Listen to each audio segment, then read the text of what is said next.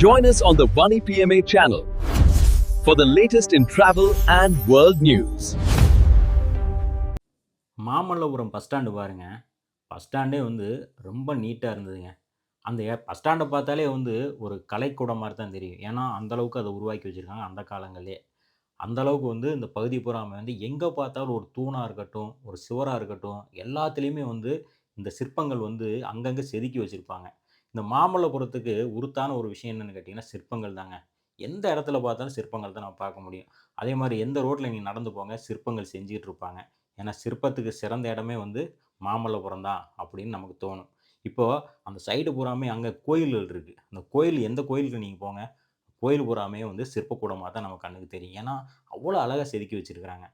ஆனா, அந்த காலத்தில பல்லவர்கள் எப்படியெல்லாம் இந்த இடத்த உருவாக்கியிருப்பாங்க அப்படின்னு நமக்கு ஆச்சரியமா இருக்குங்க. ஏன்னா, அந்த பகுதி பூராமே எந்த இடத்த நீங்க போனாலும் 2 சைடுமே ஒரு கலைநயமிக்க ஒரு இடமா தான் இருக்குங்க.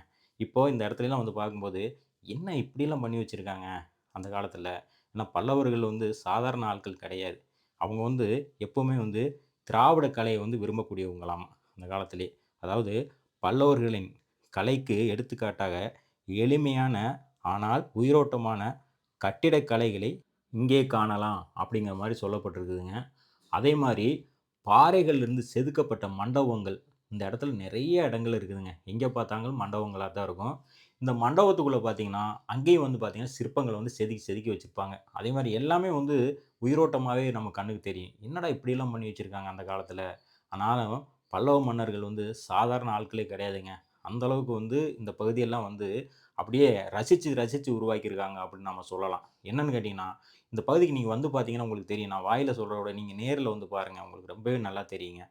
ஆனா நானே இந்த இடத்துக்கு வர காரணமே நெறைய விதமான வீடியோக்கள்லாம் பார்த்தேன். நெறைய பேர் சொல்றத பார்த்தேன். அத பார்த்து தான் இந்த இடத்துக்கு வரணும்னு எனக்கு தோணுச்சு. இப்போ பார்த்தீங்கன்னா, அந்த யானையெல்லாம் பார்க்கும்போது தத்ரூவமா உருவாக்கி வச்சிருக்காங்க. அந்த அளவுக்கு இருக்கும். அதே மாரி உள்ள அந்த யானைக்குள்ள கூட சின்ன சின்ன சிற்பங்கள உருவாக்கி வச்சிருப்பாங்க. அப்ப அந்த காலத்தில சிற்பிகள் எந்த அளவுக்கு இவங்க பயன்படுத்தியிருப்பாங்க. ஆனா, இந்த இதெல்லாம் செய்றதுக்கு எத்தன காலம் அவங்களுக்கு எடுத்திருக்கும்.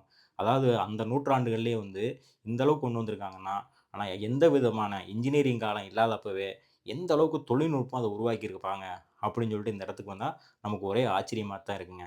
இந்த இடத்த சுத்தி பார்க்க சுத்தி பார்க்கவே எனக்கு பிரமிப்பாவே இருந்தது. இவ்வளவு பெரிய ஒரு தூண் இந்த பாருங்க தூண் இருக்கு. இந்த தூணுல கூடி சிற்பங்கள் இருக்கும். ஒரு தூணு கூடி சாதாரணமா இருக்காது.